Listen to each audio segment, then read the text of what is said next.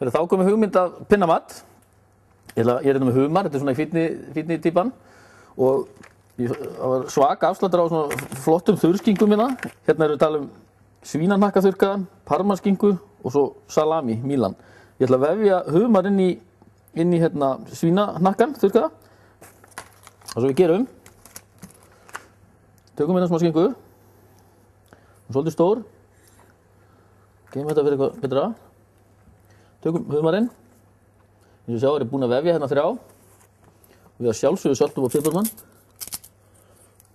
Svo er einnig að setja kannski eitthvað meira með inn í, kannski smá basilblað eitthvað. En það á ekki vel núna af því að ég ætla hérna að sýna hvernig að búið til pesto, heimalega pesto með. Lítið. Og leggjum hérna humarinn á þar sem að skinkan mætist, sko. Þetta er hljóðið sem við viljum heyra. Svona, það lokast nefnilega skinkan. Í pesto er náttúrulega hnetur, alltaf. Oftast er það furuhnetur.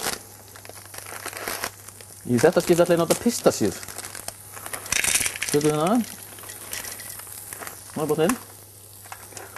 Og allt gott pesto er náttúrulega hvítlaukur. Hjálpum vélinni að örlítið hérna. Setjum hérna með. Og parmesan. Alltaf parmesan með rifin parmesan. Setjum hérna. Og svo er náttúrulega basil. Ferskt basil. Sem er alveg nöðsynlegt. Og sumir er voðalega vilja endilega taka stilkan af. Ég er ekki á þeim skoðunum. Ég tek bara stærsta hlutan af stilkunum. Leyfi hinu nú bara að fara með. Við ætlum að mauka þetta fínt. Snúa sumrinu við. Bara létt svona. Við erum áfram hérna í pestoið. Vel af góðri ólífuolíu. Og einnig er þetta að leika með svona pesto. Það er alltaf að leika sem með eitthvað aðra kryddjurtir. Það er þetta að nota salvíu, það er þetta að nota kóríander. Breyta mismunandi hérna hnetur. Salt. Pipar.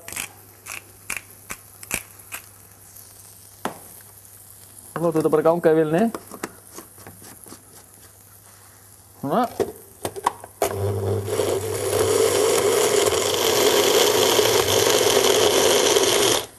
Svona.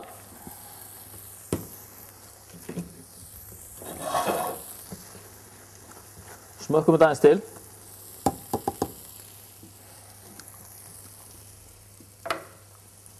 Örlítið meira salt hérna. Og við röðum saman snittunni. Við notum smá sýrða rjóma hérna til að líma salati fast. Við ætlum að hafa smá lím. Þetta er bara 1 dropi. Svona. Finnum okkur eitthvað fallegt salat. Við notum bara rucola hérna á þetta. Klettasalat.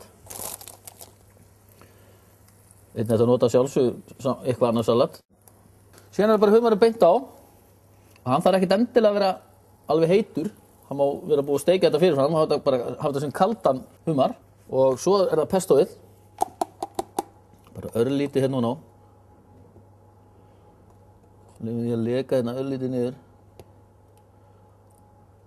Það er löngu búið að sanna sig pesto og skinka, parmaskinka. Svona. Þannig að ég segi humar vafinn í parmaskinku með heimalegu pestói klárt.